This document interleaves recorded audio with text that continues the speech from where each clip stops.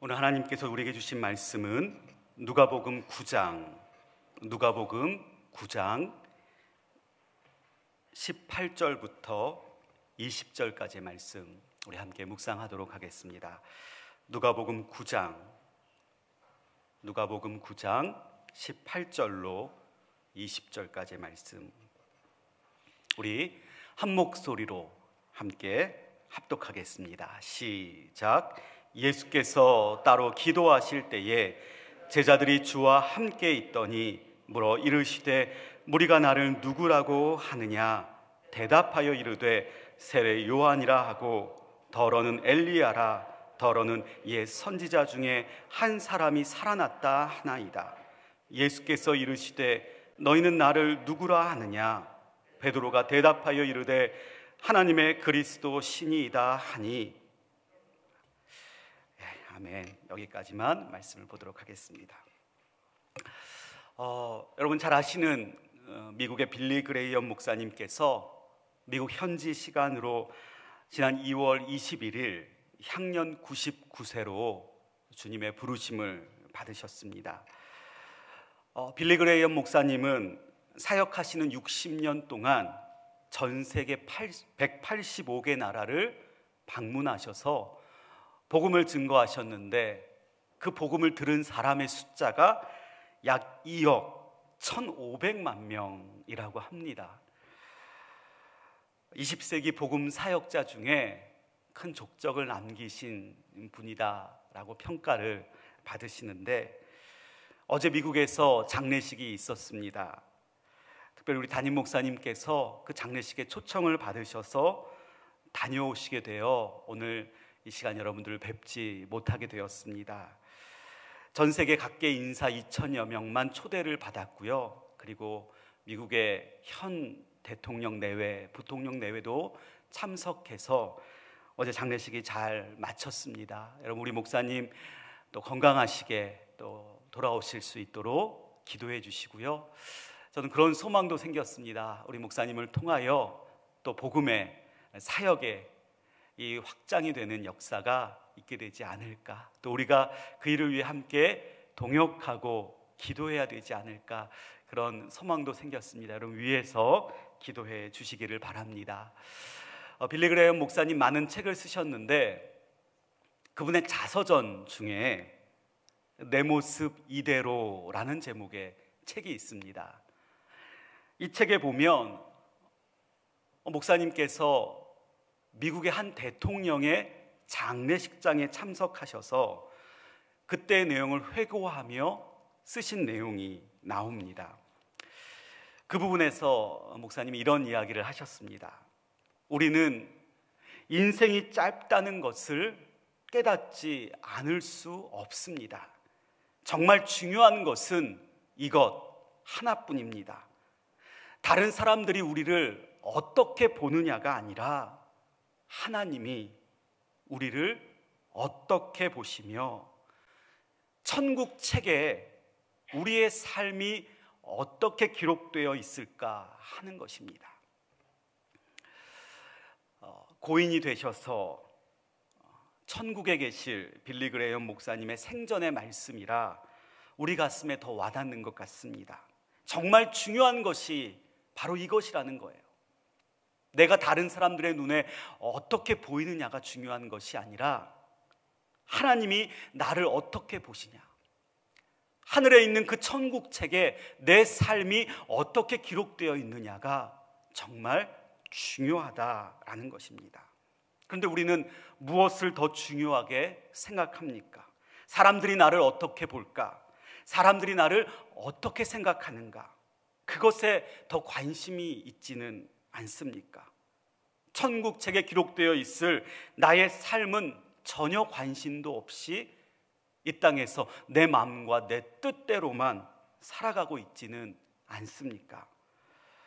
정말로 하나님께서 저와 여러분들을 어떻게 보시고 계실까요? 이만하면 괜찮은 믿음의 사람이라고 보시고 있을까요? 아니면 아직 더 멀었다고, 더 성숙해야 된다고, 갈 길이 아직 더 멀다고 생각하실까요? 정말 하늘 천국 책에 기록되어 있을 우리의 삶은 어떻게 기록되어 있을까요? 저는 오늘 본문 말씀을 통하여 하나님께서 괜찮다고 여기실 만한 우리의 삶, 사람들이 보고 괜찮다가 아니라 하나님이 보시기에 정말 괜찮다, 믿음의 사람이구나 라고 보실 만한 그런 삶은 어떤 삶일지, 그리고 천국책에 기록되어야 될 우리의 삶은 어떤 삶이 되어야 할지를 오늘 본문 말씀을 통하여 몇 가지 묵상해 보도록 하겠습니다. 오늘 말씀 18절 말씀을 같이 한번 읽어보겠습니다. 예수께서 따로 기도하실 때에 제자들이 함께 있더니 물어 이르시되 무리가 나를 누구라고 하느냐. 주님께서 제자들에게 질문을 하십니다. 어떤 질문입니까? 무리가 나를 어떻게, 누구라 하느냐라는 거죠. 사실 이 질문은 제자들을 통하여 사람들이, 무리들이 주님을 어떻게 알고 있고 또 어떻게 주님을 고백하고 있는지 물어보시고 있는 것입니다. 사실 주님의 이 질문을 통하여 우리는 주님의 관심이 어디에 있는지를 알 수 있어요. 주님의 관심은 어디에 있습니까? 사람들이 주님을 어떻게 알고 있느냐, 그리고 사람들이 주님을 어떻게 고백하느냐에 주의 관심이 있다는 거죠. 다시 말하면 예수 믿는다는 것, 하나님을 믿는다는 것은 우리가 예수님을 얼마나 알고 있느냐, 그리고 주님에 대하여 우리가 뭐라고 고백할 수 있느냐, 그것이 바로 예수 믿는 사람의 모습이다라는 것입니다. 뒤집어 얘기하면 예수를 믿는다고 하지만, 하나님을 믿는다고 하지만 주님에 대해서 전혀 알려 하지 않는다면, 주님에 대하여 고백하지 않으려 한다면 예수 믿는 사람이라 말할 수 없다는 것이죠. 그래서 주님은 오늘 말씀에 제자들에게 물으시는 거예요. 사람들이 나를 얼마나 알고 있느냐, 사람들이 나에 대하여 뭐라 고백하고 있느냐라고 묻고 계시다는 거예요. 근데 사실 저는 이 질문을 통하여 주님이 제자들을 시험하고 계시구나, 주님이 제자들을 테스트하고 계시구나 라는 것을 느낄 수 있었습니다. 이런 주님의 질문에 제자들이 어떤 답을 드리고 있습니까? 오늘 말씀 19절 말씀 같이 한번 읽어보겠습니다. 대답하여 이르되 세례 요한이라 하고 더러는 엘리야라, 더러는 옛 선지자 중에 한 사람이 살아났다 하나이다. 여러분, 제자들의 대답은 사람들의 말을 그대로 전하는 거였죠. 사람들이 알고 있었던 주님의 모습이었고, 사람들이 고백하는 주님에 대한 고백이었다는 거예요. 첫 번째로 보니까 어떤 사람들은 주님을 세례 요한이라 했다는 거죠. 예수님을 통하여 죄인들이 회개하는 모습을 아마도 그들은 보았던 것 같습니다. 이 모습을 보니 예전에 세례 요한이 살아있을 때 세례 요한을 통하여 죄인들이 세례를 받고 회개했던 그 모습이 생각이 났던 거죠. 그래서 예수님이 죽었던 세례 요한이 다시 살아난 것이 아닌가라고 말했다는 거죠. 두 번째 모습을 보니 어떤 사람들은 엘리야다라고 말했다는 거예요. 왜요? 예수님의 모습이나 예수님의 행동이나 그 행동을 통하여 나타나는 예수님의 능력을 보니 마치 엘리야의 능력을 보는 것과 같았다는 거예요. 그래서 저분이 다시 나타나신 엘리야가 아닌가라고 사람들이 말했다는 겁니다. 세 번째, 어떤 사람들은 예수님을 가리켜 선지자 중에 한 사람이다. 왜 그럴까요, 여러분? 선지자는 하나님의 말씀을 증거하는 사람이죠. 예수님의 모습을 보니까 예수님이 다니시는 곳곳마다 하나님의 나라를 선포하셨고 복음을 증거하셨다는 거예요. 그 모습을 보니 선지자 중에 한 사람이 다시 살아났다라고 말했다는 겁니다. 여러분, 이 세 가지 대답이 맞는 답일까요? 틀린 답일까요? 맞지 않는 답이에요. 예수님의 원하시는 대답이 아니었다는 겁니다. 왜냐하면 이들의 대답은 예수님의 겉모습만 보고 내린 대답이었기 때문이죠. 피상적으로 겉으로만 보이는 현상, 아니 남들에게 들은 이야기에만 의존해서 예수님이 이런 분이다, 예수님이 이런 분이라고 이야기했다는 겁니다. 여러분, 우리 주님이 원하시는 예수님에 대한 고백은 무엇입니까? 겉으로만 보이고 피상적으로만 알 수 있는 고백이 결코 아니라는 거예요. 주님은 제자들에게 원하셨어요. 본질적인 대답, 정말 주님이 이 땅에 오신 목적이 무엇인지, 하신 일이 무엇인지, 장차 어떤 일을 이루어 가실지, 그런 본질적인 깨달음을 통하여 주님이 이런 분이시라는 진실한 고백을 원하셨다라는 것입니다. 그래서 주님이 사람들의 질문이, 사람들의 대답이 중요한 것이 아니라 정말 제자들에게 듣고 싶으셔서 이어서 이렇게 물으시는 거예요. 오늘 말씀 20절 같이 한번 읽어보겠습니다. 예수께서 이르시되 너희는 나를 누구라 하느냐? 베드로가 대답하여 이르되 하나님의 그리스도 신이이다 하니. 주님께서 제자들에게 다시 질문하시죠. 너희는 나를 누구라 하느냐? 얼핏 보면 사람들이 나를 누구라 하느냐라는 주님의 질문과 똑같은 것 같아요. 같은 질문을 반복해서 하신 것 같은데 사실은 원문을 살펴보면 그렇지 않습니다. 원문을 통하여 이 질문을 다시 풀이해 보면 주님이 이렇게 질문하셨다는 거예요. 이제 내가 너희들에게 정말 중요한 것을 물어보겠다. 바로 너희는 나를 누구라 하느냐? 이것이 바로 주님의 이 질문이었다는 거예요. 중요한 것은 사람들이 생각하고 사람들이 고백하는 그 고백이 아니라 제자들이 너희가 나를 누구로 알고 있고 그리고 나를 어떻게 고백할 수 있느냐라는 주님의 질문이었다는 겁니다. 이 질문에 대해서 주님의 제자들 중에 베드로가 이렇게 대답합니다. 주님은 하나님의 그리스도십니다. 하나님의 그리스도라는 말은 하나님께서 보내신 그리스도십니다라는 뜻이에요. 여러분, 그리스도라는 말은 원어적으로 보면 기름을 붓다, 기름 부음 받은 사람이다 라는 뜻을 가지고 있죠.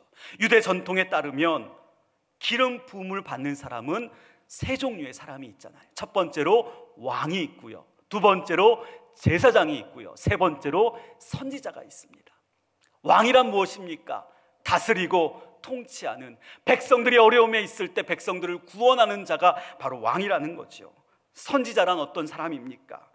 예언의 말씀, 하나님의 말씀, 복음을 증거하며 멸망 가운데로 향하는 백성들을 구원의 길로 이끌어가는 자가 바로 선지자라는 거예요. 여러분, 제사장은 어떤 사람입니까? 백성들의 죄의 문제를 해결하는 거예요. 백성들의 죄 가운데 멸망의 길에 그대로 있게 하는 것이 아니라 그들의 죄의 문제를 해결하여서 구원받은 백성으로서 건져주심의 역할을 감당하는 자가 바로 제사장이었다는 거죠. 그렇다면 왕과 선지자와 제사장 종합적으로 본다면 하나님께서 보내신 그리스도라는 그 말의 뜻은 바로 하나님께서 내 인생을 다스리시고 나를 죄악에서 건져주시고 나를 구원하여 주시는 구원자이십니다 라는 고백이었다라는 것입니다.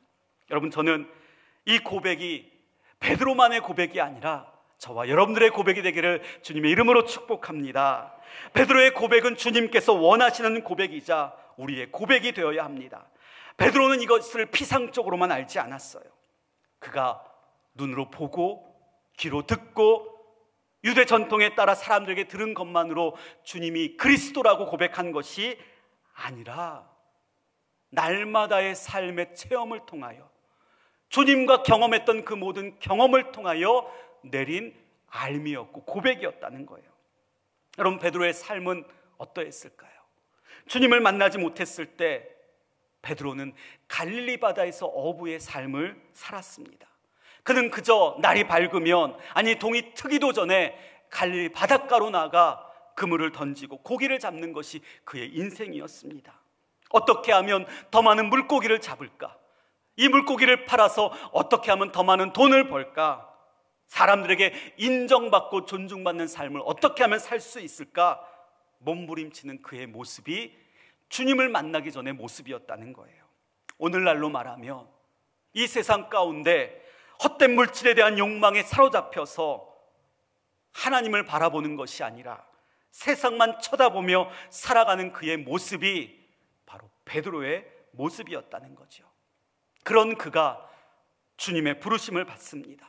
주님의 제자가 됩니다. 그리고 주님과 함께 3년간 생활하게 되지요. 바로 옆에서 주님을 만나고 바로 주님의 가르침을 직접 귀로 듣고 주님께서 행하시는 모든 기적과 이적을 그의 눈으로 목격하게 됩니다. 여러분, 출근하고 퇴근해서 일하는 시간만 주님의 제자가 된 것이 아니라 하루 종일 그리고 1년 365일 그렇게 날마다 매 시간을 주님과 함께 지내며 동고동락하며 주님을 체험하고 주님을 경험했던 베드로였기에 그는 주님이 내 인생을 다스리시고 나를 죄에서 건져주시고 나의 구원자가 되심을 믿음으로 고백할 수 있었다라는 것입니다. 이런 체험과 경험이 있었기에 그는 주님이 질문하시자 어느 제자보다 먼저 주님은 하나님께서 보내신 구원자 그리스도시라고 믿음으로 고백하며 그 고백을 통해 주님의 마음을 기쁘시게 했다는 겁니다.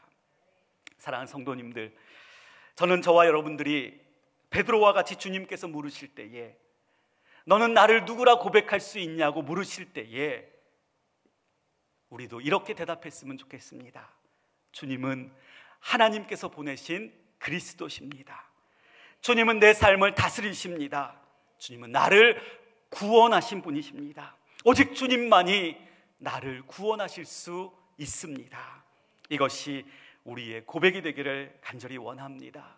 근데 이 고백이 피상적으로만 우리가 날마다 말씀을 읽는 것으로만 형식적으로 주일 예배를 드린다고 해서 할 수 있는 고백만은 아니라는 거예요. 아니 설령 우리가 그렇게 고백한다 할지라도 그 고백은 입술의 고백만 될 것이고 본질이 빠진 고백이며 참된 진리와는 거리가 먼 헛된 고백일 수밖에 없다는 거예요.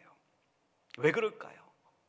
그것은 베드로와 같이 날마다 하나님을 체험할 수 있어야 한다는 거예요. 주님을 경험한 삶이 되어야 될 때 그 인생이 바로 주님이 나의 구원자 되신다고 고백할 수 있다는 거죠. 성경에 나오는 인물들 중에 여러분 실패했던 경험에 그래서 그의 삶이 능력 있는 삶이 되지 못한 인물들이 나옵니다. 날마다 하나님의 동행하심을 느끼고 하나님의 능력을 체험했지만 어느 순간 그 체험이 끊어지고 그 경험이 멈추는 순간 그들은 실패했고 그들은 범죄했고 하나님 보시기에 부끄러운 모습을 보였다는 거예요. 여러분 사울이 그러했지요. 다윗을 향하여 시기와 질투에 사로잡히자 다윗을 보는 순간 창을 던져 그를 죽이려고 했습니다. 그 자리에 계신 하나님을 느끼지 못했고 자기의 열등감으로 인하여 다윗을 죽이려고 했다는 거죠. 여러분 다윗 역시 그러했어요. 남의 아내를 범했던 다윗, 자신의 그 궁궐에 그 침실에 그 현장에 있었던 하나님을 깨닫지 못하고 그는 범죄하고 말았습니다. 여러분 아브라함도 그랬어요. 날마다 하나님과 동행했지만 자신의 아내를 두려움에 사로잡혀 누이라 속일 수밖에 없었던 그런 부끄러운 모습도 보였다라는 것이지요. 여러분 이것이 바로 하나님과 날마다 동행하지 못했던 사람이 저질렀던 능력이 부족하고 능력이 없는 모습이었다라는 것입니다. 하나님이 자신들의 삶에 함께 계신다는 사실을 그 순간에 망각하고 잊어버려 실패하고 그리고 실수하는 그들의 모습이었다라는 것입니다. 사랑하는 성도님들, 저는 우리 모든 성도님들이 베드로와 같이 주님을 나의 구원자로 고백하게 되시기를 바랍니다. 근데 그 고백이 날마다의 삶 속에서 주님을 만남으로 주님 때문에 나오는 고백이요, 그리고 여러분들의 삶을 간섭하시고 지금 이 자리에도 어떤 순간에도 결코 주님이 떠나지 않으시고 함께 하신다는 그 사실을 체험함으로 나올 수 있는 믿음의 고백이 되시기를 간절히 원합니다. 여러분, 주님이 여러분들의 일자리에도 함께 하시고요, 여러분들의 일터에도 함께 하시고, 여러분들의 가정에도, 그리고 여러분들의 자녀들과의 삶 속에서도 함께 하시는 줄 믿습니다. 그 하나님 때문에, 그 하나님이 여러분들을 건져주시고 도와주시고 여러분들의 길을 인도하여 주시기에 주님은 나의 구원자이십니다. 그렇게 고백하며 참된 능력을 보일 수 있는 믿음의 사람들 다 되시기를 주님의 이름으로 축복합니다. 주님은 여러분들과 함께 하십니다. 주님은 여러분들의 구원자가 되십니다. 그런 주님이 계시기에 여러분, 시작되는 이 한 주간도 주님으로 인하여 힘이 없는 삶, 능력이 없는 삶이 아니라 능력으로 충만하여 어떤 삶의 자리에서도 주의 능력으로 힘있게 살아갈 수 있는 저와 여러분들 모두가 되시기를 다시 한번 주님의 이름으로 축복합니다.